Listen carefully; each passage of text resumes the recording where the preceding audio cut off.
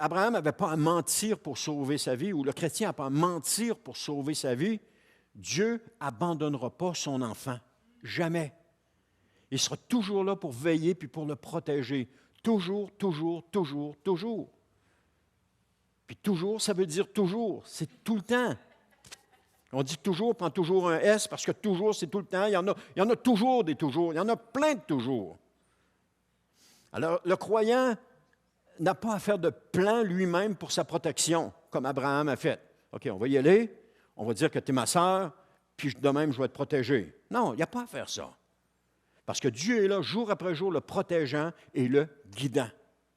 La pleine confiance en Dieu, la foi en Dieu, c'est de croire ce qui arrive, malgré ce qu'on voit avec nos yeux. De continuer de lui faire confiance malgré ce qu'on voit. De continuer de lui faire confiance même s'il n'y a pas de résultat. Et là, je suis en train de me prêcher. Continuez de lui faire confiance constamment par rapport à ce qu'il a dit. Genèse 12, 13 dit, « Dis-leur donc que tu es ma sœur, pour qu'on me traite bien à cause de toi, ainsi grâce à toi, ma vie sera épargnée. » Le stratagème d'Abraham était de faire mentir sa femme pour qu'il puisse avoir la vie sauve. Bien, brillant comme stratagème. Regarde, mens, là, puis moi, je vais être correct.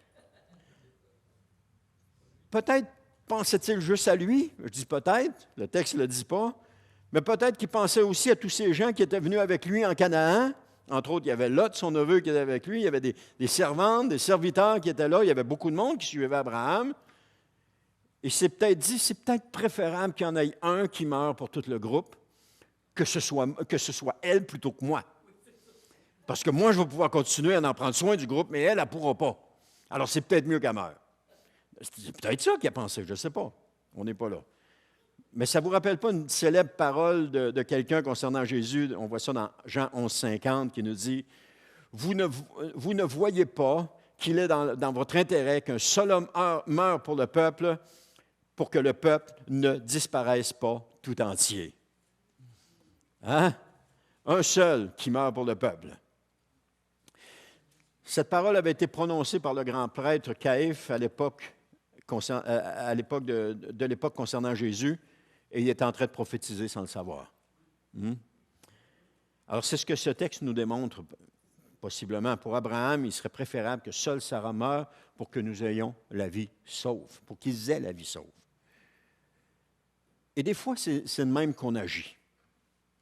On veut sauver notre fond de culotte au détriment de ce qui arrive aux autres.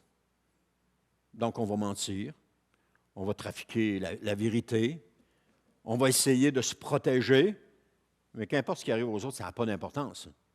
C'est moi qui compte. Moi. Vous remarquerez bien que ce n'est pas biblique, ce que je suis en train de dire là, dans le sens que le moi en priorité, c'est moi qui compte, ce n'est pas biblique.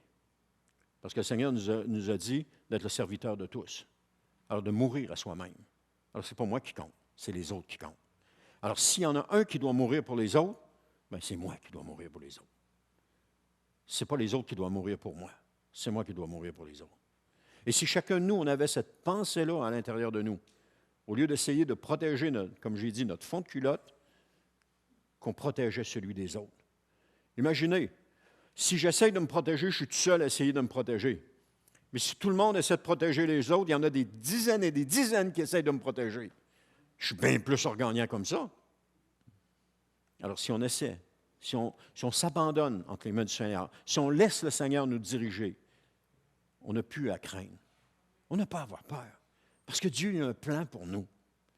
Il nous conduit quelque part. Et où est-ce qu'il nous conduit?